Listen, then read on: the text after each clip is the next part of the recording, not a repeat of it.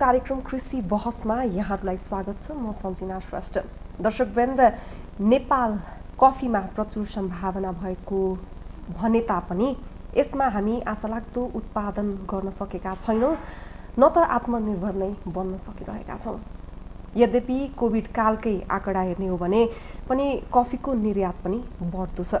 आजको कार्यक्रममा हामी कफी क्षेत्रमा राम्रो सम्भावना हुँदाहुँदै पनि के कारणले गर्दाखेरि हामीले आशातीत प्रगति गर्न सकिरहेका छैनौँ भन्ने विषयमा कुराकानी गर्नेछौँ र यस सँगसँगै कफी खेतीलाई थप व्यवस्थित र व्यावसायिक कसरी गर्न सक्छौँ भन्ने विषयमा पनि केन्द्रित रहनेछौँ। र यसका लागि आज हामीसँग स्टुडियोमा हुनुहुन्छ राष्ट्रिय चिया तथा कफी विकास बोर्डका उपनिर्देशक डाक्टर लक्ष्मण पोखरेल।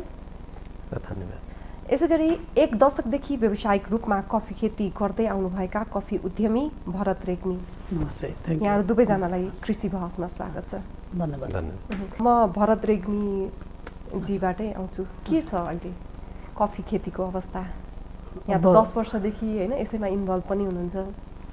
अब सुरुमा हजुरलाई भन्नुपर्दा कफी खेती हजुरले भनेको जस्तै एकदमै प्रचुर सम्भावना भएको हाम्रो देशलाई अगाडि बढाउन सक्ने एउटा क्यास क्रपको चाहिने उत्पादन गरेर अब आय स्रोत बढाउन सक्ने मुख्य मेजर खेती हो। तर अब कफी खेती भन्दाखेरि अब राज्य स्तरबाट चाहिँ कस्तो लिइन्छ भने यो चाहिँ घरान्य व्यवसाय हो, यसलाई धेरै उजागर गरिरहनु पर्दैन। अनि यो चिया र कफीलाई चाहिँ अलिकति पछाडि धकेलिएको जस्तै राज्यले बनाएको नीतिमा चाहिँ धान, मकै, कोदो अनि जडीबुटी यहाँ त्यहाँलाई अलिकति ग्राह्यता थाहा पाएको छु मैले। अरू कफीलाई चाहिँ त्यति धेरै ग्राह्यता दिइरहेको अवस्था छैन। अब मैले चाहिँ अब टु दी पोइन्ट भन्नुपर्दाखेरि हाम्रो राज्यले यो कफी खेती के हो भनेर आइडेन्टिफाई गरेर एउटा उद्देश्यसहितको बोल्ड नीति चाहियो। त्यो नीतिले यसरी चाहिँ फेसिलिटेट गर्नु पर्यो कि जति कृषक छन्, कफी खेती गर्न सक्ने, आय आर्जन गर्न सक्ने खालका उहाँहरूलाई इच्छुक जति किसानहरू हुनुहुन्छ उहाँहरूलाई अब फेसिलिटेट गरेर राज्य तर्फबाट फेसिलिटेट गरेर चाहिँ अब कफी खेतीलाई चाहिँ अलिकति प्रोत्साहन गऱ्यौँ भने हामीले कफी खेतीबाट हाम्रो देशको जस्तै हामी धेरै मेन पावर चाहिँ सप्लाई गर्छौँ विदेशतिर। त्यो जुन युवा छ नि, युवाको चाहिँ पसिना जहाँ बाहिर गएर बगाउँछन् त्यो पिँढी चाहिँ नि टोटल्ली हामीले यहीँ होल्ड गर्न सकेर हाम्रै देशमा धेरै गर्न सक्ने सम्भावना भएको खेती चाहिँ कफी नै हो। हजुर, म डाक्टर लक्ष्मण पोखरेलजी समक्ष आएँ। यहाँ त राष्ट्रिय चिया कफी विकास बोर्डका उपनिर्देशक पनि हुनुहुन्छ र चिया कफीको विकासकै लागि सम्भवतः बोर्डको स्थापना भएको हो। के छ, के भन्नुहुन्छ उहाँको कुरालाई? समग्रमा नेपाल सरकारले राष्ट्रिय चिया तथा कफी विकास बोर्डको स्थापना कफी विकास बोर्ड 2049 आइसकेपछि 2050 सालमा स्थापना गर्यो र समग्रमा अहिले हाम्रो नेपालको कफी अराबिका कफी अहिले विश्वमा अर्ग्यानिक कफीको रूपमा चिनिरहेको छ र अत्यधिक उत्पादन नगर्ने प्लान्टेसन हामी धेरै एरियामा गर्न सक्ने, प्लान्टेसनै कम भइसकेपछि प्रोडक्सन हुने कुरा भएन। झन्डै हामी तपाईँको चाहिँ 60-62 हजारमा स्पेसिलिटी कफी हामी प्रोडक्सन गर्न सक्छौँ प्लान्टेसन गरेर। अब अहिलेको तथ्याङ्कलाई हेर्ने हो भने तपाईँको झन्डै 3000 हेक्टरमा मात्रै करिब 3000 हेक्टरमा कफी प्लान्टेसन गरेको स्थिति छ। के गरिरहेछ बोर्डले? अब बोर्डकै कुरा गर्नुहुन्छ भने बोर्डको आफ्नो काम त अब कफीमा लाग्ने सम्पूर्ण चाहिँ उद्यमी, व्यवसायी अनि किसान, नेपाली आमा बुवा दाजुभाइ दिदीबहिनीहरूलाई सार रूपमा कफीका चाहिँ आफ्ना कुराहरू बुझाइदिने, कफीका नीतिहरू बनाइदिने, व्यापारमा व्यवसायमा कहीँ समस्या पर्यो भने त्यहाँनिर फेसिलिटेसन गरिदिने, कोअर्डिनेसन गरिदिने, त्यो समस्यालाई सल्टाइदिने काम विशेष गरी बोर्डको क्षेत्रभित्र पर्छ। मूल्य निर्धारण गर्ने हैन। अब यिनी समस्याहरू सरोकारवालाहरू बिचमा हार्दिकता बनाइदिने कामहरूले कतिको जीवन्तता मूर्तता पाएको कफी विकास बोर्डले आफै कफी उत्पादन गर्ने काम चाहिँ गर्ने होइन, तर उत्पादन गर्ने किसिमको चाहिँ माहौल बनाइदिने जिम्मा त राज्यको तर्फबाट स्वभावैले राज्यले इस्टाब्लिस गरिसकेपछि राज्यको अङ्ग त्यही प्रोडक्टलाई हेर्ने गरी आइसकेपछि त त्यो गर्न जरुरी नै छ। र अहिले हामी भर्खरै अब करिब 1995 विक्रम सम्वत 1995बाट नेपालमा कफी भित्रियो। गुल्मीको आँपचुरबाट एकजना सन्त हिरागिरी जो बर्माबाट फर्किँदै रहँदा उहाँले लट्ठीमा बाँधेर बेवारिसी रूपमै कफी ल्याउनु भयो। अब मैले नढाँटिकन भन्दा एज नेपाल सरकारको राष्ट्रिय चिया तथा कफी विकास बोर्डको उपनिर्देशकको हैसियतले र एउटा नेपाली नागरिकको हैसियतले पनि कुरा गर्दा त्यो कफीको त्यो बेवारिसीपन अहिले झन्डै 84-85 वर्ष पार गर्दै रहँदा पनि त्यही कन्डिसनमा रह्यो। म किन त्यो कुरा भन्न खोजेँ भन्नुहुन्छ भने अब प्लान्टेसनको एरिया बढेन। अब तपाईँको प्रोडक्सन तपाईँको कम भयो, डिमान्ड हाई छ। अर्ग्यानिक कफी प्रोडक्सन गर्न सक्छौँ हामीले हैन। अर्ग्यानिक यहाँको चाहिँ कफी विश्व बजारमा धेरै मागिएको छ। तपाईँको नर्वे भनौँ, क्यानाडा, अमेरिका, अस्ट्रेलिया हैन, जापान, कोरिया, अब यिनी देशहरूले पनि नेपालको यो उच्च गुणस्तरको कफी एकदम स्वाद फ्लेभरमा राम्रो भएको भएर अनि उहाँहरूले अर्ग्यानिक कफीलाई रुचाउने भएको भएर धेरै माग्ने गर्नुभएको छ। नेसनल मार्केटमा पनि कन्जम्सनको ट्रेन्ड हाई बढेको छ। दुर्भाग्य करिब 315 मेट्रिक टन मात्रै कफी अहिलेको कन्डिसनमा उत्पादन भएको छ। हामी अस्ति हिजो मात्रै हामीले 17औं राष्ट्रिय कफी दिवस सम्पन्न गर्यौँ नेपालमा। यति समय पार गर्दै रहँदा कफी नगर्ने अब कफीको प्रोडक्सन र प्लान्टेसनले सार्थकता लिन सकेन। एकदम रूप राम्ररी यहाँहरूको भूमिका चाहिँ केही रहँदैन? हाम्रो भूमिका त अब स्वाभाविकले राष्ट्रिय चिया तथा कफी विकास बोर्डको भूमिका त नेपाल सरकारको तर्फबाट डाइरेक्ट मोनिटरिङ गर्ने, कोअर्डिनेसन गर्ने, फ्यासिलिटेसन गर्ने। हामी भरत सरले भन्नुभयो अब पोलिसी कफी पोलिसी बनाइदिने होइन, त्यहाँनिरबाट पोलिसीलाई चाहिँ समय सापेक्ष परिमार्जन गर्दै लैजाने। अब त्यो कुरा हुन्थ्यो, तर इतिहास चाहिँ 85 वर्ष पार गरेको छ, तर कफी विकास बोर्ड नै कहिले इस्टाब्लिस भएको छ? 50 मा इस्टाब्लिस भएको छ। हेर्नुहोस् है, त्यो भइसकेपछि सोचे जस्ता राम्रा कामबाट पनि त्यति धेरै स्पिडमा कहिले साधन स्रोतको अभाव, कहिले के होइन, अब त्यो पनि मूर्त रूप लिएर अगाडि जान सकेको स्थिति त छैन। मैले सरकारको तर्फबाट पनि त्यो कुरा स्वीकार्नुपर्छ। स्वाभाविकले हामीले समय सापेक्ष अहिले हामी त्यो प्रक्रियामा छौँ। त्यो कसरी चाहिँ किसानहरूलाई उत्साही गराउन सकिन्छ, कसरी किसानहरूलाई संरक्षण गर्न सकिन्छ, कसरी व्यावसायिक कफी उत्पादनमा अनि हाम्रो युवा वर्ग अहिले जो चाहिँ विदेशी मुलुकहरूमा, खाडी मुलुकहरूमा अनि आफ्नो श्रम बेच्न बाध्य छ रोजगारीको सिलसिलामा, त्यसलाई कसरी नेपालमा होल्ड गर्न सकिन्छ र व्यावसायिक तरिकाले यो कफीको प्लान्टेसन कसरी बढाउन सकिन्छ भन्ने सवालमा हामी अहिलेको 17औं कफी दिवसको त्यही नारा तय गरेका छौँ। अब आउने सालमा हामी अब योजनाहरू कार्यक्रमहरू तयार गर्दाखेरि तपाईँको त्यही किसिमका किसानहरूलाई, उद्यमीहरूलाई, व्यवसायहरूलाई अनि त्यसपछि युवाहरूलाई उत्साही तरिकाले कफी खेती गर्ने, कफीका चाहिँ काम क्रियाकलापहरू सञ्चालन गर्ने माहौल बनाउने गरेको 2 दशक त भइसक्यो नि हैन र बोर्डको स्थापना भएको? हो, 2 दशक त भइसक्यो। अब 2 दशक नभएर करिब 28 वर्ष जति त पार हुन लागिसकेको छ हैन। त्यसैले फेरि यो दुईटा कमोडिटीलाई चाहिँ हेर्ने गरी चियालाई पनि कफीलाई पनि अलि कफीको केसमा के छ भन्नुहुन्छ भने वेल इन्टरप्रिनरहरू, इन्भेस्टरहरू नआएको स्थिति छ। चियामा चाहिँ धेरै लगानी गरेर लगानीकर्ताहरू एकदमै पहिलेदेखिबाट अलि पेसेवर तरिकाले ओर्लिनु भएको छ। कफीमा अलि कम, जुन तपाईँको पेसेवर तरिकाले कफी गर्ने किसानहरू एकदमै कम। अब किसानको कुरा हेर्ने भने त झन्डै तपाईँको 31,000 किसानहरू नेपालको अहिले हामी चाहिँ अस्ति कलेक्सन गरेको डाटामा झन्डै तपाईँको चाहिँ 31,000 किसानहरू त संलग्न हुनुहुन्छ। तर कसैले 20 बोट, कसैले 50 बोट, कसैले 100 बोट, अब कसैले 5 रोपनीमा, कसैले 10 रोपनीमा, कसैले 1 रोपनीमा, यसरी जुन मास किसिमको चाहिँ प्रोडक्सन गर्ने पेसेवर तरिकाको चाहिँ प्रोडक्सन र प्लान्टेसनको कन्सेप्ट छैन। यसको मतलब के हो भने त्यहाँनिर लगानी गरिसकेपछि, कफीमा लगानी गरेपछि त्यहाँ रिटर्न छ भन्ने कुराको चाहिँ पब्लिक अवेरनेस पनि अलि कम भएर मैले यही मिडिया मार्फत पनि के भन्न चाहन्छु भने नेपालमा हामीसँग रहेको फ्रिज भएको फन्डलाई कफीमा इन्भेस्ट गर्न जाउँ। नेपालमा तपाईँको मेचीदेखि महाकालीसम्म अहिले प्रदेश नम्बर 2 मा बाहेक अरू चाहिँ 6वटा प्रदेशमा अराबिका कफी, यो जुन अर्ग्यानिक अराबिका कफी हामी प्रोडक्सन गर्न सक्ने कन्डिसनमा छौँ, प्लान्टेसन गर्न सक्ने कन्डिसनमा छौँ। फेरि प्रदेश नम्बर 2 मा पनि प्रोडक्सनै गर्न नसक्ने भन्ने होइन, तर त्यसको टेस्ट चाहिँ कम हुने, तपाईँको चाहिँ स्वादमा फरक पर्ने म भइसकेपछि लक्ष्मणजी समक्ष फेरि आउँछु। भरतजी, यहाँको 1 दशक भइसक्यो है, त्यो स्टार्टिङ फेजमा र आजसम्म आइपुग्दाखेरि कस्तो खालको अनुभव रह्यो? भोगाई, समस्या, चुनौती, उपलब्धिहरूको कुरा गर्नुपर्दाखेरि? अब सुरुमा चाहिँ म एकदमै एक्साइटेड थिएँ। जब बिचमा हामी आयौँ 2011बाट हामीले कफी रोप्न सुरु गरेको। रोपेपछि 2 वर्ष 3 वर्ष त अब फल्नै लाग्छ भन्ने मैले पनि बुझेको थिएँ। तर के कस्तो बुझाइ थियो ममा भने म पर्सनल्ली मेरो एक्सपिरियन्स भन्दैछु हजुरलाई। अब हामीले चाहिँ अब यो 800 मिटरभन्दा माथि रोप्नुपर्छ भन्ने सुनिएको हो। अनि कफी खेतीलाई त्यति धेरै चाहिँ कम्पोस्ट पनि दिइरहनु पर्दैन, पानी पनि धेरै पर्दैन, चाहिँदैन भन्ने बुझाइ थियो। र हामीले डाँडोमा गऱ्यौँ, जस्तै 800 मिटर माथि त समथर जमिन त कमै हुन्छ।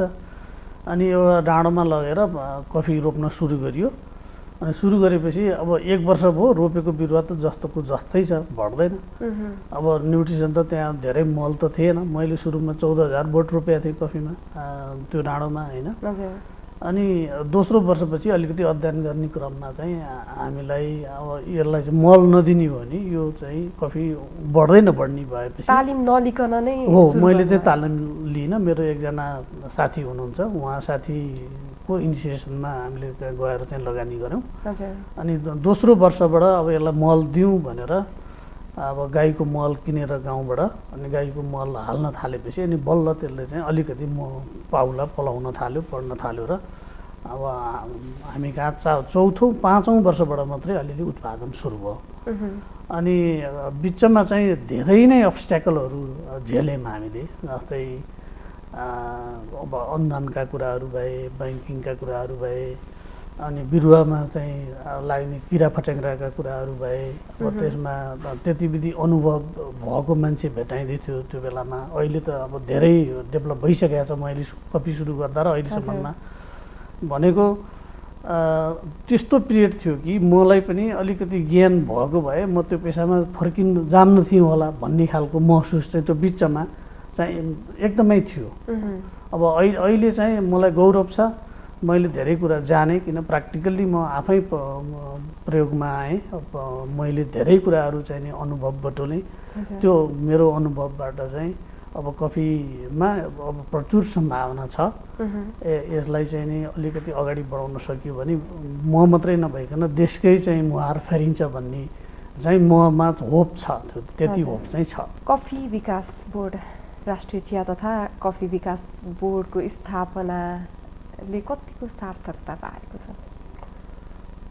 कफी विकास बोर्डले सार्थकता पाउने भन्ने कुरा त अब यो सिस्टमबाट पब्लिकलाई सर्भिस चाहिँ डेलिभर गर्ने सवालमा इस्टाब्लिस भएको बोर्डले आफ्नो समयक्रमसँगै आफ्ना क्रियाकलापहरूलाई परिमार्जन गर्दै जाने कुरा त स्वभावैले भइरहन्छ। र अहिले पनि हामीले अहिले लगत्तै के सोच बनाएका छौँ भने अब कामै अगाडि बढिरहेछ। कफी नीति 2060लाई समय सापेक्ष परिमार्जन गर्ने जो जनमासमा जो उद्यमीहरूलाई, व्यवसायीलाई, किसानहरूलाई, साना किसानहरू अनि त्यसपछि चाहिँ लगानीकर्ताहरूलाई फोकस गरेर नै सबै सरकारहरूको बिचमा कसो के इन्ट्रेस्ट हुन्छ, म्युचुअल इन्ट्रेस्ट, सबैको साझा उद्देश्य एउटा जसरी पनि कफीलाई नै, कफीको उत्पादनलाई नै बढाउने, कफीको गुणस्तरलाई नै बढाउने, कफीको प्लान्टेसनलाई नै बढाउने, कफीलाई नै संरक्षण गर्ने वेबाट हामीले कफी नीतिलाई परिमार्जन गर्ने प्रक्रियामा छौँ। अर्को कुरा तपाईँको अब हाम्रो कफी कस्तो छ भन्नुहुन्छ भने अब तपाईँको चाहिँ यहाँ नेपालमा पनि अहिले कफीको कन्जम्सनको ट्रेन्ड हाइली बढेको छ।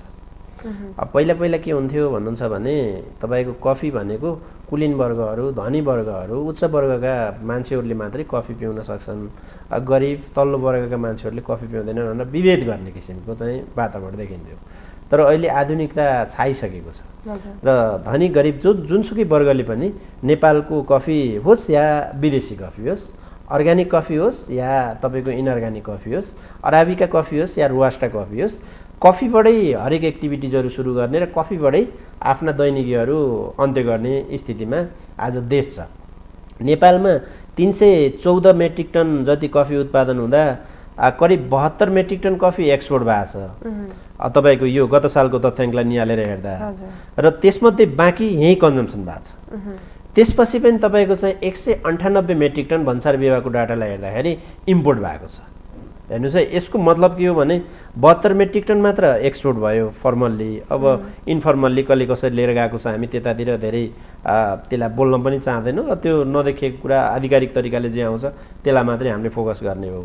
अब तपाईँको इम्पोर्ट पनि त्यसरी भयो, एक्सपोर्ट थोरै मात्रै भएको छ। अब प्रोडक्सन भएको हाई भोल्युम पनि यहीँ कन्जम्सन भएको छ। त्यसो भए हामीले कफीमा अब लगानी गरेरै सेट टु कपसम्मका ट्रेनिङहरू लिएर अनि तपाईँको कफी अलि सेन्सिटिभ खेती छ, यसलाई मैले यहाँहरू मार्फत नेपाली आमबुवा दाजुभाइ किसानहरूलाई यो पनि आग्रह गर्न चाहन्छु यो टेलिभिजन मार्फत है, कफीमा सुरुमा हामीले सानो बच्चालाई जसरी माया गर्छौँ त्यसै गरी माया गरेर जानुपर्नेछ। 3-4 वर्षपछि यसले फल दिन सुरु गर्छ। त्यो 3-4 वर्षको पिरियड र पछि पनि यसलाई तपाईँको सिँचाइ फारी अनि यसको आफ्नो आहार बिहार एकदमै घमाइलो वातावरण यस्तो रुचाउने कन्डिसनमा एकदम पेसेवर तरिकाले ओर्लिएर मात्रै यो खेती गर्न सकिन्छ। यो खेतीले बल्ल मात्रै हामीलाई चाहिँ रिटर्न दिन्छ, बल्ल मात्रै लामो जान्छ। अब 50औं वर्ष यसबाट चाहिँ आम्दानी लिन सकिने भएको भएर हामी यो कफी खेतीलाई नेपालको कन्टेक्स्टमा पेन्सन पनि भन्न सक्छौँ, किसानहरूको पेन्सन पनि भन्न सक्ने कारण यो हो। तर त्यो 50औं वर्ष रन गर्नको लागि अलि भित्रैबाट स्वतःस्फूर्त रूपमा जागेर लगानीकर्ताहरूले पनि एकदम हाँसेर लगानी गर्नु पर्यो। लगानी गरिसकेपछि त रिटर्न त आफूले लिने हो नि त। अनि किसानहरूले पनि जसरी जे कुरा बुझिएको छैन त्यो बुझ्ने कुन कुन स्रोत, जस्तै नेपाल सरकार राष्ट्रिय चिया तथा कफी विकास बोर्डमा आउने अथवा चाहिँ हाम्रो चाहिँ केन्द्रीय कार्यालय काठमाडौँमा, प्रादेशिक कार्यालय तपाईँको चाहिँ पोखरामा, प्रादेशिक कार्यालय झापामा, अनि फेरि युनिटहरू पनि छन् हामीसँग होइन। हामी मार्फत हामी प्राविधिक सेवा सल्लाह सुझावहरू पनि दिन्छौँ। नीतिगत रूपमा पनि कहाँनिर कोर्डिनेसन गर्नुपर्छ, कहाँनिर फ्यासिलिटेसन गर्नुपर्छ, ट्रेडमा कहाँनिर समस्या आउँछ त्यहाँनिर चाहिँ फ्यासिलिटेसन गर्ने काममा पनि हामी सघाउन सक्छौँ। तर इन्फर्मेसन टाइममा हुनु पऱ्यो र एकदमै उत्साही तरिकाले यो चिज हो है भनेर चिजलाई बुझेर लामो समयसम्म सन्ततिका लागि, आफ्नो सन्ततिका लागि, आफ्नो राज्यका लागि र आफूका लागि पनि केही गर्नको लागि कफीमा अलि सबै कुराहरू ज्ञान राखेर प्राविधिक सेवा सल्लाह सुझाव होइन लिएर र कफी खेती गर्ने हो भने कफी खेतीले साँच्चै नै सबैलाई बचाउन सक्छ। बोर्डले चाहिँ के गरिरहेछ मलाई त्यो चाहिँ भनिदिनु न। बोर्डले मैले तपाईँलाई चाहिँ ठ्याक्कै भन्दाखेरि बोर्डले त के भन्ने, अब तपाईँको चाहिँ अब कमिङ इयरमा अब अहिलेसम्म चक्लाबन्दीमा कफी खेती भनेर हामीले चाहिँ अघिल्लो सालमा तपाईँको चाहिँ 50 रोपनी कमसेकम पनि 50 रोपनीको एउटा डेमोन्स्ट्रेसन प्लट बनाउनेलाई 50% अनुदान दिने चाहिँ माहौल बनाऊँ भनेर चाहिँ त्यो किसिमको रणनीति लिएर र योजना लिएर अगाडि गइयो।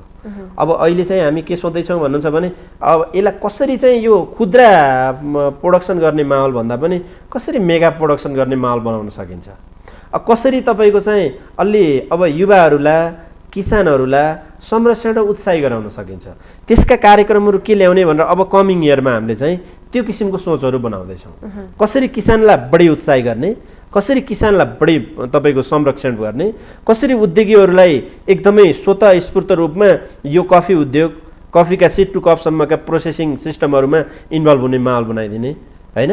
अब वातावरण कहाँनिर बिग्रेको छ कहाँनिर फुकाइदिने र अनि फेरि तपाईँको कफी खेतीमा धेरै सम्भावना भएको भएर विशेष गरी एनजिओ आइएनजिओहरूले बढी इन्ट्रेस्ट राखेको देखिन्छ र सबै सरोकार वर्गहरू एउटा तपाईँको एक द्वारबाट नआएको स्थितिमा अब यो सबै सरोकार वर्गहरूलाई एनजिओ आइएनजिओबाट चाहिँ नेपालमा लगानी गर्ने लगानीकर्ताहरूलाई पनि जुन तपाईँको सब्सिडीको रूपमा केही फन्डहरू आएको हुन्छ नेपालमा त्यसलाई पनि कसरी चाहिँ एउटा द्वारबाट लिएर गएर जनमासमा जस्तै कुन जिल्लामा कुन किसिमको चाहिँ ट्रेनिङ चाहिएको अथवा कुन गार्डनले कस्तो किसिमको प्राविधिक सेवा सल्लाह सुविधा खोजेको छ अथवा कुन किसिमको क्याफेलाई के किसिमको एडभाइस चाहिएको छ, कुन किसिमको चाहिँ उद्योगलाई कस्तो किसिमको सेवा सुविधा चाहिएको छ अथवा कस्तो प्राविधिक सहयोग चाहिएको छ, अनि हो यो किसिमबाट एकद्वार नीति लिएर जाने भने सबै एउटा डोरबाट छिर्ने हो भने अनि त्यहाँनिर त्यसले चाहिँ म्युचुअल इन्ट्रेस्ट राखेर जुन साझा उद्देश्य राखेर गयो भने त अनि त्यसपछि हामी चाहिँ थोरै रिसोर्सलाई पनि एकदम अप्टिमम लेभलमा युज गरेर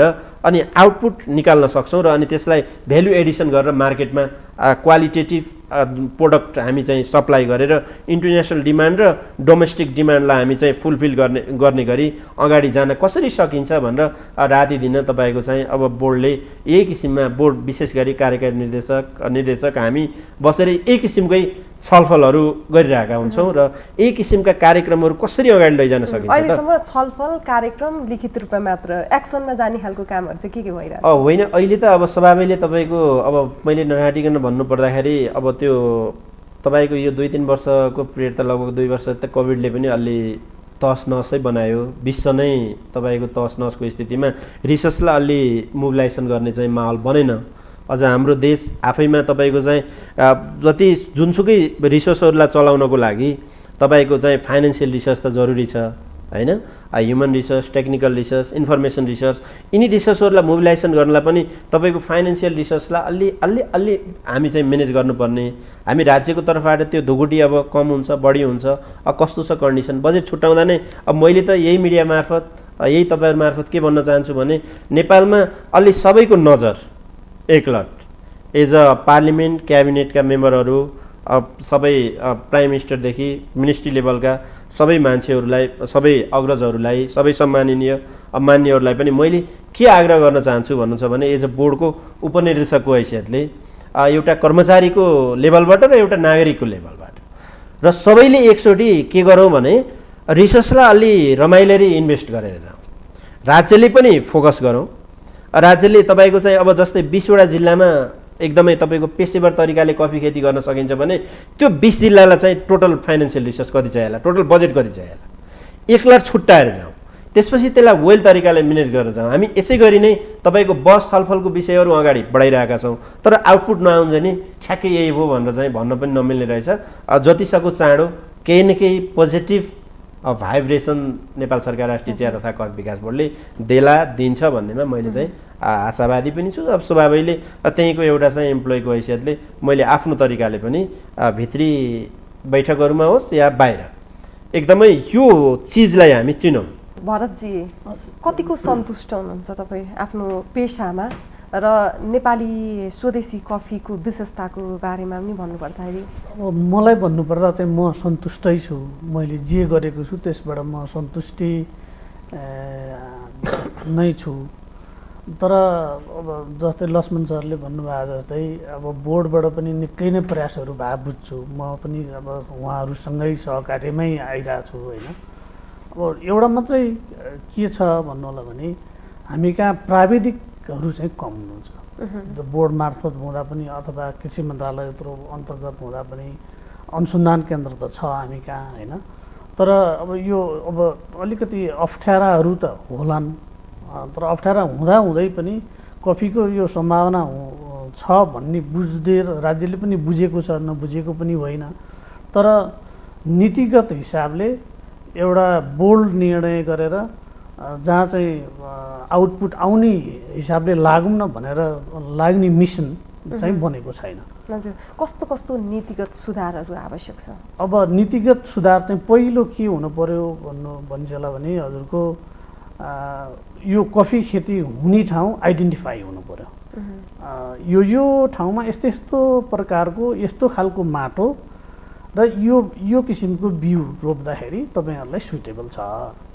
किसानहरूलाई तपाईँ यो लेभलको उचाइमा अब रातो माटो छ अथवा कालो खैरो माटो छ के छ त्यो खालकोमा तपाईँहरू यो बिरुवा रोप्नुहोस्, यो प्रजातिको कफी रोपिदिनुहोस् भनेर त्यो आइडेन्टिफाई चाहिँ अब नीतिगत रूपमा आउनु पर्यो। अब दोस्रो अब किसानहरूको लागि एउटा के फेसिलिटेट हुनु पर्यो भने मैले अघि पनि भने उहाँहरूलाई यति कन्भिन्स गर्ने चाहिँ एउटा आधार बनाइदिनु पर्यो कि हामीले अब कफी खेती रोप्न थालेपछि हामीलाई 2 वर्ष 3 वर्षसम्म चाहिँ कुनै न कुनै एउटा स्रोतबाट हामीलाई चाहिँ नि यो एस्योरमेन्ट हुन्छ। हामीले चाहिँ नि पुर्ख्यौली पेसा छोडेर कफी रोप्छौँ। रोपेको 3 वर्षसम्म चाहिँ खाने एउटा वातावरण बनाइदिने त्यो कफी खेतीबाटै, अथवा त्यसमा चाहिँ अन्तर्बाली गरेर हुन्छ कि त्यसको नि प्रशिक्षण दिने। अनि कफी खेती रोप्दाखेरि जति पनि 2 वर्ष 3 वर्ष कुर्ने पिरियडमा हुन्छ सब्सिडाइज लोन दिने हो कि अब त्यसलाई चाहिँ एकदम सफ्ट बनाएर अहिलेको जुन नीति छ नि बैंकिङ नीति अब लोन दिने नीतिहरू चाहिँ एकदम कडा छ। अब पहिलो कुरो पहाडमा बैंकले लगानी नै गर्दैन। कफी रोप्ने भनेको पहाडै हो होइन, अब तराईमा त होइन। अनि बैंकले चाहिँ सजिलोसँग लोन प्रवाह नगरेपछि त्यो किसानहरू त प्रोत्साहित हुँदैन। त्यो भनेको चाहिँ हाम्रो माथिल्लो केन्द्र लेभलबाट कृषि मन्त्रालय अन्तर्गत बोर्ड विकास थ्रु चाहिँ यी प्रोग्रामहरू चाहिँ आइदियो भने कफीमा धेरै किसानहरू चाहिँ अगाडि आउनुहुन्छ। जति हामी भनिरहेछौँ अब डिमान्ड बेसी छ तर उत्पादन छैन, भएको उत्पादन पनि कहाँ गएछ भन्ने आइरहेछ होइन। अब त्यो त खपत भयो होला, कन्ज्युम भयो हाम्रै ठाउँमा, त्यो राम्रो कुरो हो।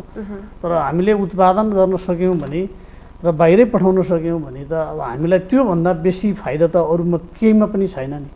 यो कुरो चाहिँ अब हाम्रो राज्य लेभलबाट बुझिदिनु पर्यो, अनि मात्रै कफीमा विकास गर्न सकिन्छ। सामान्यतया अहिले अरू कृषिमा पनि विभिन्न सेक्टरमा लाग्ने किसानहरू उत्साहित भन्दा प्राय निरुत्साहित नै हुँदै गइराख्नु भएको छ। बिस्तारै बिस्तारै पेसाबाट पलायन पनि हुँदै जानु भएको छ। कफीमा चाहिँ के छ? जतिको तत्ति छन् कि निरुत्साहित भएर नै गइरहेका छन्? एउटा कुरो भनौँ हजुरको, हाम्रो नेपालमा के छ भने सबै युवा पिँढीलाई इजी मनी, कसैलाई पनि हार्डवर्क गरौँ भन्ने भाव चाहिँ अहिलेका युवामा म देख्दिनँ। मैले गरेको एक्सपिरियन्स सबै मान्छेलाई अब विदेश भन्ने एउटा यो ट्रेनै भइसक्यो। अब दुर्भाग्य भनौँ अथवा अब ट्रेन भनौँ, एउटा कुनै फ्यामिलीले बच्चा जन्मायो भने त्यो जन्मिने बित्तिकै उनीहरूलाई कुन देशमा पठाउने उसको टार्गेट सोच त्यसरी आइसक्यो यतिखेर। भनेको यो टोटल्ली हाम्रो देशको नै मेन्टालिटी चेन्ज गर्नको निमित्त चाहिँ हामीले अब कफी खेती मात्रै नभनिकन सस्टेनेबल कृषि, अब त्यसमा अब क्यास क्रप्स एउटा व्यावसायिक रूपमा नै गइएको छैनौँ हामी। ट्रेडिसनल गर्नेले ट्रेडिसनल गरिरहेछन्, घर धानेर चलाएर बसेका छन्। ट्रेडिसनल नगर्ने व्यक्ति अलिकति युवा पिँढी छ, ऊ युवा पिँढीलाई कृषिप्रति आकर्षणै छैन।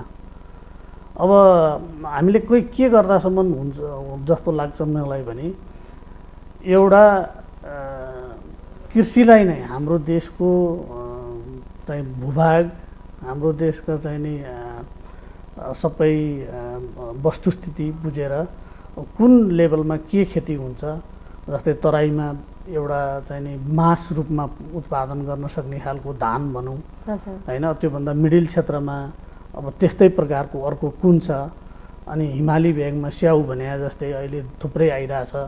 अब त्यो राज्यले चाहिँ आइडेन्टिफाई गरिदिएर कृषि गर्दाखेरि यो गर्न सकिन्छ, यो कृषिले चाहिँ हामीलाई चाहिँ आय आर्जन बढाउँछ, तपाईँहरू यो ट्रेडिसनलबाट छोडिदिनुहोस्, तपाईँहरू यो प्रोफेसनल्ली व्यावसायिक रूपमा खेती गर्नुहोस् भनेर त्यसमा लाग्ने लागतको फेसिलिटेट प्लस अनि बिउ बिजन बिरुवा के हुन्छ सबै उपलब्ध गराइदिन सक्ने एउटा नीति बनिदियो भने अनि हाम्रो देशको फ्युचर चाहिँ एकदमै राम्रो हुन्थ्यो भन्ने लाग्छ मलाई चाहिँ। म डाक्टर लक्ष्मणजी समक्ष आएँ, कति छ हाम्रो क्षेत्रफल कफीको लागि योग्य भूमि? अहिले तपाईँको हामी 3 वर्ष अगाडि जेआइएस गरेर हेरेका थियौँ होइन, टिपिएसडी प्रोजेक्टको फन्डिङमा जेआइएस गरेर हेर्दाखेरि तपाईँको त्यतिखेर झन्डै 12 लाख हेक्टरमा हामी नेपालको पहाडी भूभागमा कफी खेती प्लान्टेसन गर्न सक्ने देखिन्थ्यो। त्यसमध्ये पनि 60-62 हजार हेक्टर जतिमा उच्च गुणस्तरकै कफी प्लान्टेसन गर्न सक्ने स्थिति थियो। तर चाहिँ डाटाले त्यो देखायो हामी प्लान्टेसन गरेको अहिलेसम्मको हेर्दाखेरि करिब 3000 हेक्टरमा मात्रै हामी प्लान्टेसन गर्न सफल भएको छौँ। तपाईँको मेचीदेखि महाकालीसम्म भनौँ, अहिले त पूर्व इलाम, धनकुटा, पाँचथर, तेह्रथुम लगायतका जिल्लाहरूमा पनि कफी खेती हुँदैछ। यता कर्णालीतिर पनि तपाईँको केही जिल्लाहरूमा सुरु हुँदैछ। त्यसरी हेर्दा गुल्मी, पाल्पा, अरेखाँची, अब प्युठान, पर्वत, अब यिनी जिल्लाहरू त पहिलेदेखि कफीका लागि अलि चिनिएकै जिल्लाहरू थिए। यी छिमेकी जिल्ला अब काठमाडौँदेखि नजिकका तपाईँको धादिङ, नुवाकोट, अब काभ्रे, प्लान्चोक, सिन्धुपाल्चोक, ललितपुर यिनी जिल्लाहरूमा पनि कफी छ। पेशेवर तरिकाले उत्पादन गर्न सक्ने प्लान्टेसन हामी चाहिँ बढाउन सक्ने अत्यधिक जमिन छ। यतिकिन मैले भरत सरले भनेकै कुरामा यतिकिन जोडेर चाहिँ भन्न चाहन्छु र स्वभावैले हामी केही यस्ता पात्रहरू भयौँ कि नेपालका कतै अनुदानहरू मिल्छ भने अनुदान छ भने खेती गरे जस्तो गरौँ, अनुदान छैन भने हामी केही पनि नगरौँ। तपाईँको चाहिँ टेलिफोनबाट सम्पर्क गर्दा अथवा हरेक तरिकाले सम्पर्क गर्दा नै कति पाइन्छ अनुदान छ भने गर्ने, नत्र त नगर्ने। यसको चिज नबुझ्ने क्या, चिज बुझेर लगानी गरिसकेपछि त मिहिनेत गरेपछि त तपाईँको चाहिँ रिटर्न त आफूले लिने हो नि त। राज्यले रिटर्न लिने त होइन नि त, राज्यले त प्रोटेक्सन गरिदिने, तपाईँको चाहिँ व्यापार भएन भने तपाईँको व्यापार हुने माहौल बनाइदिने, कसैले मूल्य दिएन भने मूल्य दिने चाहिँ माहौल बनाइदिने। एज अ चिया तथा कफी विकास बोर्डको काम भन्नुहुन्छ भने चिया तथा कफी विकास बोर्डको काम भनेकै तपाईँको गएर कफी रोपिदिने काम त होइन, रोप्न सिकाउने काम हो। कसैले प्राविधिक सेवा सल्लाह सुविधा लिन खोज्छ, लिन चाहेको छ, इच्छा छ भने अब यो जबरजस्ती खेती गर्नुहोस् भनेर जबरजस्ती पनि गराउनु हुँदैन। तपाईँको स्वतःस्फूर्त रूपमा उत्साही पाराले भित्रैबाट चेतनाका कार्यक्रमहरू यहाँले त्यही अनुसारको गर्नुभएको भने त सायदै किसानहरू पनि त आकर्षित हुन्छ। चेतनाका कार्यक्रमहरू त सकेसम्म अब तपाईँको हार्ड एन्ड फास्ट त अब सबै कुराहरू एकै दिनमा त नहुने रहेछ होइन। तपाईँको एकै दिन कसरी भयो भन्नु न, 2 दशक त कटिसक्यो त, कटिसकेको छ। अब त्यसलाई मैले चाहिँ कट्या छैन त भन्ने कुरा भएन, तर पनि 2050 देखि आजसम्म आउँदाखेरि पनि खालि एज युजुअल त्यही मात्र कुराहरू हुँदाखेरि मजा लाग्छ र सुन्नमा आफूलाई पनि प्राउड फिल होला।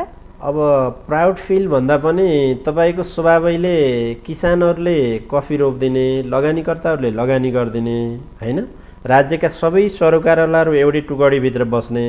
उही भन्छ क्या तपाईँको चाहिँ फुलको आँखामा फुलै संसार, काँडाको आँखामा काँडै संसार। पोजिटिभ एटिट्युड सहित जानु पर्यो क्या। सबै पार्टनरहरू हौँ हामी, तपाईँको सरकारका पब्लिक प्राइभेट होइन, इन्भेस्टरहरू, हामी चाहिँ फार्मरहरू, अनि सबै पार्टनरहरू हामी चाहिँ एउटै ठाउँमा बसेर सबैले हामीले कफी खेतीलाई राम्रोसँग अगाडि बढाउनको लागि कसको भूमिका के होला, त्यसको लागि राज्यले फ्यासिलिटेसन कसरी गर्नुपर्ने हो, त्यो किसिमका डेलिगेसनहरू पनि हुनु पर्यो, त्यो किसिमका चाहिँ अवेरनेसहरू पनि आउनु पर्यो। त्यसपछि राज्यको तर्फबाट एज अ नेपाल सरकार राष्ट्रिय चिया तथा कफी विकास बोर्डले कहाँनिर के कुरा ढकढकाउनु पर्ने हो, कसरी नीति, कस्तो किसिमको नीति बनाउनु पर्ने हो, बनाइदिनु पर्ने हो होइन, कस्तो किसिमको फ्यासिलिटेसन गर्नुपर्ने हो। त्यसका लागि राज्यको कफी विकास बोर्ड कफीलाई नेग्लेक्ट गर्ने भन्ने सोचमा त छँदै छैन। त्यही भएर नि राज्यले कफीलाई प्राथमिकता राखेर नै, चियालाई प्राथमिकता राखेर नै दुईटा कमोडिटीलाई हेर्ने गरी, दुईटा प्रोडक्टलाई हेर्ने गरी राष्ट्रिय चिया तथा कफी विकास बोर्डको गठन गरेको छ।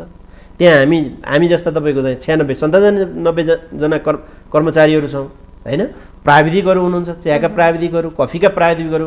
तर इन्फर्मेसन फलो हुनु पर्यो, कहाँनिर कसले के चाहना छ, कसले कसरी गर्न सक्छ। हामी अब यही मिडिया मार्फत भन्दा मैले सम्भावना त बताएँ नि त, तपाईँको प्लान्टेसन गर्न सक्ने एरिया त्यस्तो छ भन्ने हो नि त।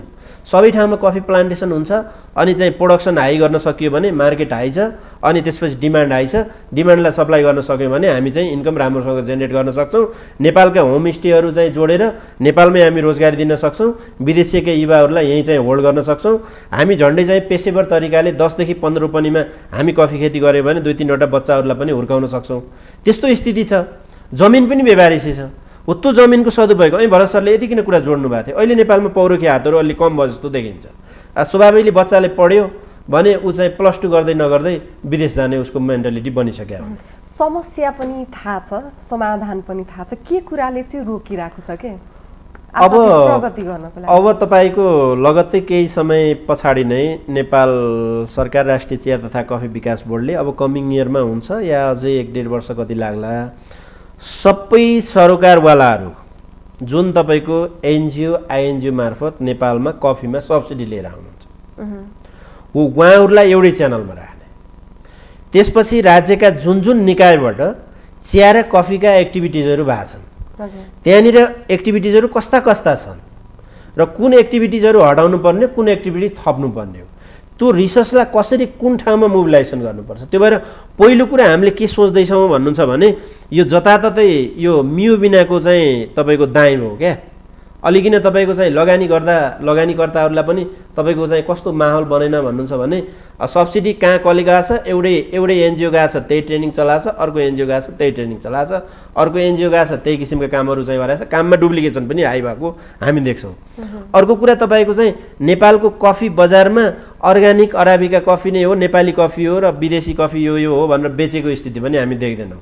सबै तरिकाले सुपरभिजन गर्नलाई र हामीले चाहिँ त्यहाँनिर पोलिसीमा हिट गर्नको लागि पहिला सबै कफीका पार्टनरहरू, कफीमा जुन हामी सरोकार राख्छौँ, सरोकारवालाहरू, कफी उद्यमीहरू, अनि कफी व्यवसायहरू, कफीका किसानहरू, जुन कफी केन्द्रीय कफी सहकारी सङ्घ छ, कफी व्यवसाय महासङ्घ छ, अनि त्यसपछि नेपाल सरकार राष्ट्रिय चिया तथा कफी विकास बोर्ड छ, अनि त्यसपछि नेपालमा आउने चाहिँ एनजिओ आइएनजिओहरू हो, सबैलाई अब एउटा द्वारबाट गएर अनि त्यसपछि राज्यले कति बजेट एलोकेसन गर्नुपर्ने हो प्रत्येक वर्षको लागि, कुन जिल्लालाई के फोकस गर्नुपर्ने हो, त्यहाँ नर्सरी हो कि यसलाई नर्सरी, त्यो जिल्लालाई नर्सरी इयर पनि भन्न सकियो, त्यसपछि अर्को जिल्लामा प्लान्टेसनको एरिया हो कि, अर्कोमा गार्डन म्यानेजमेन्टको इयर हो कि होइन, अहिले त्यहाँ त्यो जिल्लाको त्यो ठाउँमा त्यो गार्डनले कुन सुविधा चाहिएको छ, के आवश्यकता हो त्यो भएर चाहिँ अनि अलि हामी सबै एक ठाउँ बसेर अनि हातमा हैसी गर्दै अगाडि बढ्ने माहौल हामी कसरी बनाइदिन सकिन्छ भनेर त्यसमा सरकारहरूले धेरै नगजका चाहिँ रहँदा पनि हामी आफू एज त्यहीँको एउटा इम्प्लोइको हैसियतले हामीले पनि अब यसरी एउटा तरिकाले फेसिलिटेसन गर्नुपर्छ है। त्यसपछि हामीसँग अभाइलेबल भएको रिसोर्सलाई मोबिलाइजेसन गर्न सकिन्छ। ल्याक अन्डर डेभलपिङ कन्ट्री हाम्रो नेपाल जस्तो देशमा समस्या भनेको तपाईँको चाहिँ जुन हामीसँग फाइनेन्सियल रिसोर्सकै अभाव हो। राज्यले बजेटहरू प्रशस्त मात्रामा छुट्याउन पनि नसक्ने, त्यो छुट्याएको बजेटलाई अप्टिमम लेभलमा प्रयोग गर्न पनि नसक्ने। अहिले सभापतिले म राज्यकै प्रतिनिधित्व गरेर आज हाम्रो स्टुडियोमा पनि आउनु भएको छ। जिम्मेवार निकाय भएपछि होइन जिम्मेवारी खालकै कुराहरू कामहरू पनि हुनुपर्छ नि होइन। हो, अब तपाईँको मैले त्यही जिम्मेवारीकै सवालमा त यो कुरा बोल्दैछु, जिम्मेवारी लिने सवालमा त त्यो कुरा गरिरहेको छु। त्यही भएर त हामीले चाहिँ जिम्मेवारी तपाईँको चाहिँ राज्यको निकाय हो भनेर आफ्ना डिमेरिट्सहरूलाई पनि त ओगाल्न सक्नुपर्छ। राज्यले जस्तै भरतजीले कहीँ 1 करोड लगानी गर्ने सोच बनाउनु भएको छ, 50 लाख राज्यको तर्फबाट दिन सक्ने कि नसक्ने 50-50% कन्सेप्ट, ढुकुटी बलियो बनाउने कि नबनाउने। अनि त्यसपछि तपाईँको क्याफेहरूलाई चाहिँ सुरक्षित बनाउने सवालमा अनि त्यहाँनिर फन्डिङ गर्न सक्ने माहौल गरिदिने हो कि होइन, राज्यले कुन किसिमको कुरा गर्यो, हामी त्यसैमा त बस गर्दैछौँ। त्यही भएर त कफी नीतिमा चाहिँ तपाईँको परिमार्जन गर्नुपर्ने भयो, समय सापेक्ष बनाउनु पर्ने भयो भनेर भन्यो नि त। कफी विकास बोर्ड ऐन 2049 आएर 2050 सालमा बोर्ड इस्टाब्लिस भए पनि म पनि त एउटा चाहिँ पछाडि आएको पार्टनर त हो, ओनरसिप त लिनुपर्छ गभर्मेन्ट बडीमा बसेको भएर, तर पनि समय सापेक्ष नीतिहरू परिमार्जन गर्ने कुरा नीतिले त्यही कुरालाई हिट गर्छ हो। तिनै कुराहरू एडजस्ट गरेर जाने सवालमा हामी त्यो बस गरिरहेका छौँ। हामी जिम्मेवारीबाट भाग्ने भन्ने सोच त हुँदैन, त्यो भाग्ने भन्ने प्रसङ्ग पनि आउँदैन। म भरतजी समक्ष गएँ, के गर्नुपर्छ सरकारले? अब पहिलो कुरो चाहिँ अवेरनेस गर्नु पर्यो। जो छ नि हाम्रो नीतिमा चेन्ज गर्नुपर्ने चाहिँ कुरो के हो भने सुरुमा यो कफी खेती के हो, यसबाट के फाइदा छन्, यो गरे बापत के हुन्छ, अनि यसले चाहिँ एस्योरमेन्ट के गर्छ त, युवालाई आकर्षण गर्नु त यो त्यही हिसाबको एउटा नीति चाहिँ लक्ष्मण सरहरू मार्फत राज्यको मार्फत एउटा अवेरनेस प्रोग्राम चलाइदिने हरेक जिल्लामा कफी खेती हुने ठाउँमा त्यसलाई चाहिँ कफी खेतीले यो चिजलाई चाहिँ नि हामीलाई समन्वय गर्छ, यो कारण चाहिँ नि यी युवा पिँढीहरूलाई यसरी फाइदा दिन्छ भनेर प्रोग्रामहरू सञ्चालन गरिदिनु पर्यो। अहिले भएका प्रोग्रामहरू चाहिँ छ नभए होइन, म एकदमै एप्रिसिएट गर्छु। भएको कार्यक्रमहरूको बारेमा भएको कार्यक्रमहरू चाहिँ के छ भने मिडियामा छ, पेपरमा छ, अब सरहरूको अफिसमा छ, अनुसन्धान केन्द्रमा होला, ती चिज चाहिँ नि जहाँसम्म पुग्न पर्थ्यो नि तल्लो लेभलमा एउटा कृषकलाई त उसलाई हरेक कुरा एजुकेटेड छैन, उसलाई त्यो कफी सम्बन्धी यो नेटिभ प्लान पनि होइन होइन, अब आयातित बिरुवा हो, भनौँ न 95 वर्ष भए पनि व्यावसायिक कफी गरेको त धेरै भएको छैन नि त। म जस्तो म एउटा स्टेट फार्मर्स हो होइन, मैले झेलेका विषयहरू ममा होलान्, त्यो त तपसिलमा राखौँ होइन, तर समग्र रूपमा यो देशभरि नै हाम्रो जस्तो भूभागमा उत्पादन हुन सक्ने खेती हो भनेर आइडेन्टिफाई गरेर त्यसलाई अवेरनेसकै कमी छ। पहिलो अब दोस्रो चाहिँ राज्यले गर्नुपर्ने फेसिलिटेट त गरिदिनु पर्यो नि त। म हजुरलाई हजुरकै यही मिडिया मार्फत भनौँ, हाम्रो जतिको कफी डिमान्ड हुने क्रप्स चाहिँ चाइनामा फल्दिने भइदिएको भए चाइनाले यति लगानी गर्थ्यो होला नि कफी खेतीमा, उसले कफी उत्पादन गर्थ्यो। त्यसरी मोटिभेट गर्थ्यो होला राज्यलाई। अब हामी कहाँ त्यो सम्भावना छ, सरहरूलाई पनि ज्ञान छ। के कुराले चुक्यो राज्य? अब यहाँ चाहिँ अब के छ भने अब दुर्भाग्य भनौँ हाम्रो पोलिटिकल स्टेबिलिटी नभएर हो कि एउटा कुरो, हरेक सरकार चेन्ज हुन्छ उसको आफ्नो हिसाबले चाहिँ नि नीति चेन्ज हुन्छ। अनि एउटा सरकारसँग काम गर्यो बसेर सँगै काम हुन लाग्छ, अनि त्यसपछि एउटा मन्त्री फेरि हुन्छ, त्यो काम लिनलाई फेरि पहल गर्नुपर्छ सुरुबाट भनेको। अब यो विविध कुराहरू छन्। हामी चाहिँ नि अब थर्ड वर्ल्ड कन्ट्री भएर पनि होला होइन, अब पोलिटिकल अवेरनेस पनि फुल्ली नभएर होला। अब नीति नै स्टेबलाइज नीति छैन कृषिमा नै मैले देख्दा चाहिँ। अब यसलाई चाहिँ पहिला सुरुदेखि बेसदेखि जानुपर्ने, जग बनाउनु पर्यो। कफी खेती गर्दाखेरि अब हामीले कुन जगबाट सुरु गर्ने त? पहिला हामीले आइडेन्टिफाई गर्नु पर्यो कुन चाहिँ बिरुवा रोप्ने, कुन माटोमा कुन हुन्छ, त्यसपछि किसानलाई अवेरनेस गर्ने, अनि बल्ल त्यसपछिको सब्सिडीका कुराहरू आए। अनि किसानलाई चाहिँ नि अब एउटा सामूहिक बनाएर 5 जना 7 जना मार्फत उनीहरूलाई 8-10 लाख कसरी दिन सक्ने कि 4-5 वर्षसम्मलाई चाहिँ उनीहरूको यो गृहस्थ थेक्ने चाहिँ एउटा अस्योरमेन्ट गरिदिने होइन। त्यो गर्न सक्यौँ भने त हजुरलाई कफी खेती रोप्दाखेरि त यहाँ हजुरलाई भनौँ इन्भाइरोमेन्टमा पनि एकदम सपोर्टिभ हुन्छ। किन यो खेती नै हुन्छ सेडभित्र।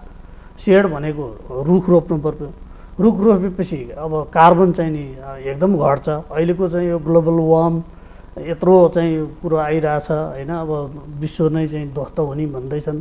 हामीले त कफी रोप्यौँ भने त एउटा मात्रै फाइदा होइन नि त, यसबाट त विविध फाइदा लिन सक्ने सम्भावना हुँदै पनि अलिकति अब कतातिर एउटा टाइअप हुन नसके अब नीति निर्माण गर्ने अब हाम्रा चाहिँ नि अब पोलिटिकल लेभलका मान्छे अथवा ब्युरोक्रेटहरू अब कसरी चाहिँ यो अगाडि बढाएको छैन कि। यहाँ त व्यक्तिको मात्रै कुरो भइरहेछ, राज्यको कुरो भएको छैन।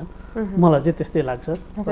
एउटा नयाँ युवा जो कफी खेती गरेर नै हुन्छ नि आय आर्जनको लागि केही होस् भन्न चाहन्छ भने उसले के कुराहरूमा ध्यान दिनुपर्छ?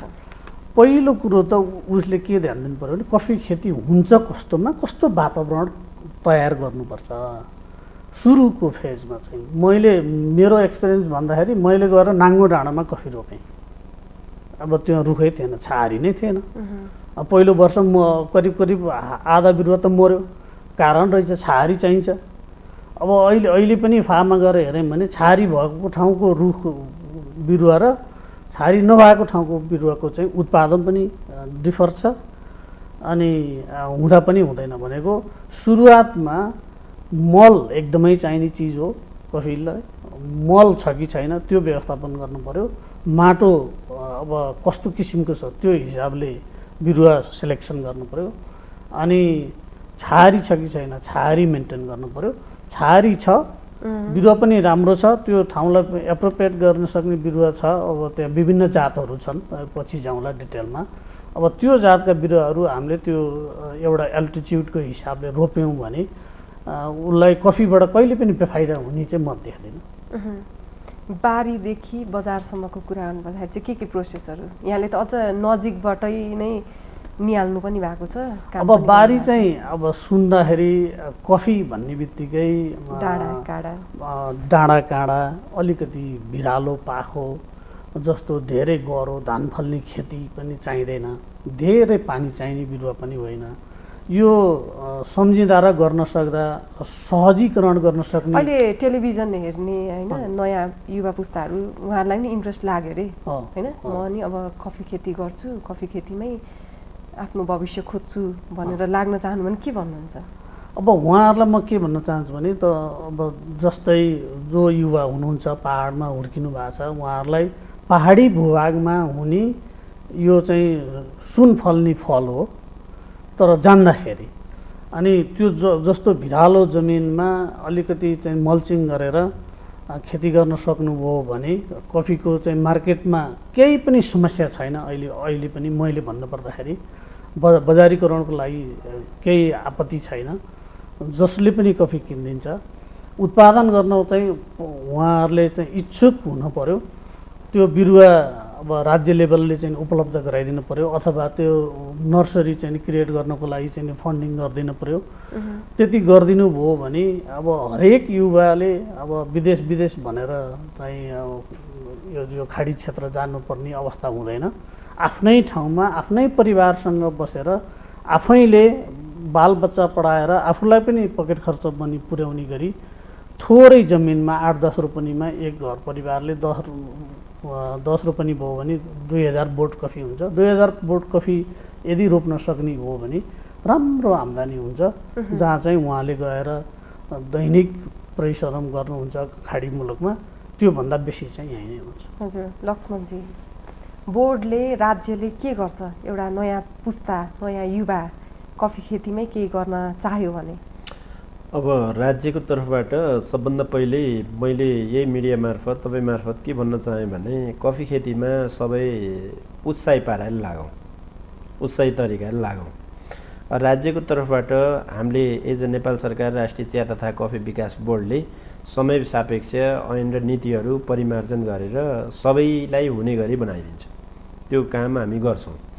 अर्को कुरा, युवाहरू उत्साही तरिकाले आउनुहोस्।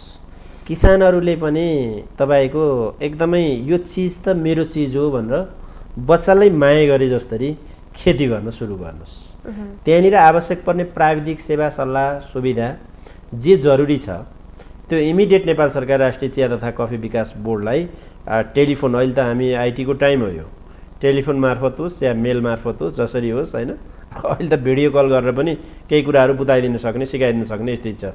प्राविधिक सेवा सल्लाह हामी सकेसम्मको दिन्छौँ। सकेसम्मको ग्राउन्डमै पुगेर दिने हामी चाहिँ माहौल बनाउँछौँ।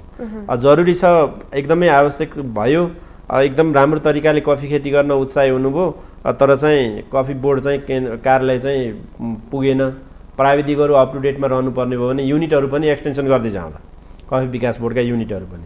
अनि त्यसपछि अलि केही यो खेती गर्दै रहँदाखेरि सुरुमा बुझेर मात्रै गर्न थालौँ। तपाईँको सिड टु कपसम्मको कमसेकम पनि ट्रेनिङ लिएर अगाडि बढौँ। जस्तै यो खेती अलि एकदम राम्रो आम्दानी गर्न सक्ने छ, यसले तपाईँको चाहिँ हाम्रो सन्ततिलाई जोगाउन पनि सक्छ, रोजगारी यही नेपालमै दिन पनि सक्छ, अनि तपाईँको चाहिँ प्रशस्त मात्रामा हाम्रो नेपालकै विकास गर्न सघाउँछ। तर नबुझिकन गइयो भने त फेरि हामी एक्सिडेन्ट हुन्छौँ। त्यो भएर एक्सिडेन्ट नहुने गरी हामीलाई कुन किसिमको सेवा प्राविधिक सेवा सुविधा जरुरी छ, आवश्यकता छ, अनि त्यो किसिमको फेरि अहिले सब्सिडीमै बढी डिपेन्ड रहन्छ देश। किसानहरूले होइन बोर्डले चाहिँ के गर्छ जस्ट त्यो मात्र भनिदिनु न। टेलिभिजन हेरेर बस्नु भएको जो नयाँ युथ हुनुहुन्छ नि, भूमिका भन्दाखेरि पनि स्टार्टिङ अब हामी यसमा चाहिँ के आग्रह गर्छौँ भन्नुहुन्छ भने अलि प्लान्टेसनको एरिया बढाएर जाने होइन, अलि धेरै गर्ने क्या। जस्तै खेती गर्दै रहँदा 8 रोपनी 10 रोपनी 20 रोपनी 50 रोपनी 100 रोपनीमा त्यसले मार्जिन बढाउने भयो। एउटा त बोर्डले दिने त तपाईँको चाहिँ प्राविधिक सेवा सल्लाह सुविधा दिन्छ, आएका समस्या जहाँनिर छन् त्यहाँनिर समस्या पुगाइदिन्छ। प्राविधिक सल्लाह सुझाव चाहिँ दिने भयो, त्यो बाहेक अरू केही पनि त्यो बाहेक अरू नदिने भन्ने त प्रसङ्गै भएन नि। तपाईँको नीतिगत रूपमा फेसिलिटेसन गर्छ, कोअर्डिनेसन गरिदिन्छ। भोलि तपाईँको चाहिँ बजारमा कुनै समस्या आयो भने त्यहाँनिर फुकाइदिन्छ। प्रत्येक वर्ष मूल्य चाहिँ तपाईँको चाहिँ कफीको फ्रेस चेरी, पार्चमेन्ट, ड्राई चेरीको मूल्य चाहिँ समायोजन गरिदिन्छ, एडजस्टमेन्ट गर्दै जान्छ। अनि त्यसपछि अहिले त अब तपाईँको चाहिँ अहिले चक्लाबन्दीको कुरालाई हामी गत सालबाट फोकस गरेर हेरिरहेछौँ। चक्लाबन्दीमा कमसेकम पनि 50 रोपनीको एउटा चाहिँ डेमोन्स्ट्रेसन प्लट बनाऊँ कफीको, अनि त्यो गार्डनलाई चाहिँ सुरक्षित तरिकाले लिएर जाउँ। त्यहाँका सिड टु कपसम्मका कुराहरूमा के कुराहरू पर्छ, कस्ता किसिमका छारी बिरुवाहरू हुन्, कसरी सिँचाइ गर्ने, यो कुरा त हुने भयो। तर अर्को कुरा तपाईँको के हो भने त्यहाँनिर आउने समस्यालाई त इमिडिएट सल्भ गर्नको लागि त राज्यको तर्फबाट त तयार त भइयो नि त, तयार त छ नि त राज्य त। तर उत्साही तरिकाले सबै जाउँ क्या। मैले आग्रह गर्ने के हो भन्नुहुन्छ भने कफीले यति धेरै सम्भावना बोकेको छ भने हामी सबै जसरी पनि यो मिडिया मार्फत इन्फर्मेसन भयो भने इन्फर्मेसन त भयो नि त, कमसेकम पनि त्यसलाई प्ले गर्ने काम गरौँ। त्यसपछि फेरि घचघचाउने काम गरौँ। सरकार आफैमा चाहिँ फाइनल पनि होइन, सरकारले पनि आफ्नो नीति अहिले आएको नीति आजै चाहिँ यही नीति तपाईँको अन्तिमसम्म पुग्छ भन्ने पनि होइन नि त। समय सापेक्ष नीतिलाई पनि त परिमार्जन गर्न सकिन्छ, ऐनलाई पनि परिमार्जन गर्न सकिन्छ, त्यहाँनिर जुन फ्यासिलिटेसन गर्ने दायरा बढाउन सकिन्छ। समस्या कहीँनिर आयो, कसैले चाहिँ अब किसानहरूले कफी खेती गर्नुभएको छ, कसैले चाहिँ कफी खेती तपाईँको चाहिँ न्यूनतम मूल्य पनि नदिइकन तपाईँको त्यहाँनिर चाहिँ चिटिङ गर्न थाल्यो भने त्यहाँनिर फेसिलिटेसन गर्ने काम, त्यहाँनिर समस्या सल्टाइदिने काम बोर्डले गर्छ। अझ जस्तै धेरै प्रोडक्सन गर्नुभयो, धेरै एरियामा प्लान्टेसन गर्नुभयो, त्यहाँनिर तपाईँको चाहिँ रोग किरा आएर तपाईँको एकदम यही कोभिड जस्तै तपाईँको चाहिँ आकस्मिक कफीमा चाहिँ रस्ट होइन तपाईँको चाहिँ अनि गबारो अनि यस्तो आएर र ध्वस्त बनायो भने फेरि त्यता बिमा गर्दै जाउँ। अनि त्यसपछि फेरि एकदमै धेरै ठुला गार्डनहरू तहस नहस भयो भने त त्यो रेकर्ड राखेर र हामीले राज्यको तर्फबाट के कसरी उहाँहरूलाई चाहिँ त्यहाँ क्षतिपूर्ति दिन सकिन्छ, यस्ता कुराहरूमा पनि सोच्न सकिन्छ। अनि त्यसपछि युवावर्गहरू हामी विदेशमा गएर एकदमै खाडी मुलुकमा हामी जसरी पनि काम गर्न तयार हुने भयौँ, हामी जस्ता सुकै काम गर्ने भयौँ, यहीँ आफ्नो चाहिँ देशमै शरम बेचौँ नि त, यहीँ आफ्नो पौरख यहीँ बनाऊ, यहीँ लागौँ। त्यसका लागि राष्ट्रिय चिया तथा कफी विकास बोर्डले के गर्नुपर्ने हो, यस्तो यस्तो कुरा गर्दै हामीलाई हुन्थ्यो भनेर आइदिनु भयो भने त हामीले त त्यो कुरा नीतिमा फेसिलिटेसन गर्नलाई पनि हामीलाई पनि सहज हुन्छ। हामीले सबै कुरा नदेखेका पनि हुन सक्छौँ, सबै कुरा नजानेका पनि हुन सक्छौँ। त्यो समय सापेक्ष सबै कुरालाई अप टु डेट बनाएर लिएर जानको लागि सबैले हातमा हैसी गर्नुपर्छ। हामी सबै पोजिटिभ एटिट्युड सहित अगाडि अन्त्यतिर आइपुगिसकेका छौँ। अन्त्यमा भरतजी के भन्न चाहनुहुन्छ छोटो मिठोमा? अब कसरी मलाई चाहिँ के भन्नु नेपाललाई होइन कफीमै अझ चिरपरिचित निर्भर बनाउनुको लागि मलाई कफीमा चाहिँ के गर्न इच्छा छ भने बोर्ड मार्फत पनि कृषि मन्त्रालय अन्तर्गत पनि कफीको इन्सुरेन्स जो अहिले गर्ने प्रविधि छ एकदम झन्झटिलो छ। इन्सुरेन्स बोर्डको इन्सुरेन्स होस्, त्यो धान मकै जस्तो गरी क्यालकुलेसन गरिएको छ अहिलेको, मैले पनि त्यो झन्झट बेहोरिरहेको छु कफीको इन्सुरेन्स गर्नको निमित्त। त्यो एउटा पोलिसी चेन्ज गर्नुपर्ने छ।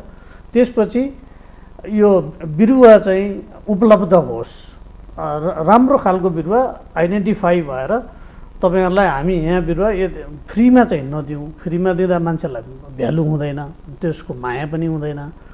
अलिकति सब्सिडाइज पैसो दिएर बिरुवा चाहिँ उपलब्ध गराइदिउँ र अवेरनेस प्रोग्राम गऱ्यौँ भने कफी खेतीमा आकर्षण बढ्छ। आकर्षण सँगसँगै रोजगारी पनि बढ्छ, त्यसको सँगसँगै पर्यावरण पनि एकदमै प्रोटेक्सन हुन्छ अनि आय स्रोत पनि बढ्छ। जो मान्छे चाहिँ विदेश जाने हुन्थ्यो उहाँहरूलाई चाहिँ नि निरुत्साहित गर्नलाई टेवा पुग्छ भन्ने भनाइ छ मेरो। हजुर, समय र संवादको लागि यहाँहरूलाई धेरै धेरै धन्यवाद। हजुरलाई पनि धेरै धेरै धन्यवाद। हामीलाई यहाँसम्म आएर अब हजुरको मिडिया मार्फत हाम्रा चाहिँ बोलीहरू प्रसारण गरिदिनु हुनुभएकोमा धन्यवाद। यो हाम्रो चाहिँ एबिसी टेलिभिजन मार्फत सम्पूर्ण नेपाली आमा बुबा दाजुभाइ दिदीबहिनी र कफीका सरोकार वर्गहरूलाई मैले विशेष गरी यो चिजलाई सम्भावना बुझेर अगाडि बढौँ। कहीँनिर समस्या आयो भने सकेसम्मको फेसिलिटेसन नेपाल सरकार राष्ट्रिय चिया तथा कफी विकास बोर्डले र त्यहाँ म एउटा उपनिर्देशकको हैसियतमा मैले गर्न सक्ने कुरा पनि जतिसक्दो चाँडो फेसिलिटेसन गर्ने कुराहरू यहाँहरू मार्फत राख्न चाहन्छु। यहाँले यो अवसर जुराउनु भयो, धेरै धेरै धन्यवाद। दर्शकवृन्द, आजको कृषि बहसमा हामीले कफीको सम्भावना हुँदाहुँदै पनि किन आशातीत प्रगति गर्न सकेनौँ भन्ने विषयमा कुराकानी गऱ्यौँ। भोलि फेरि हामी अन्य विषयमा कुराकानी गर्ने नै छौँ। त्यतिन्जेलसम्मको लागि म लगायत हाम्रो सम्पूर्ण युनिटलाई बिदा दिनुहोस्। एबिसी टेलिभिजन हेर्दै गर्नुहोला। नमस्कार।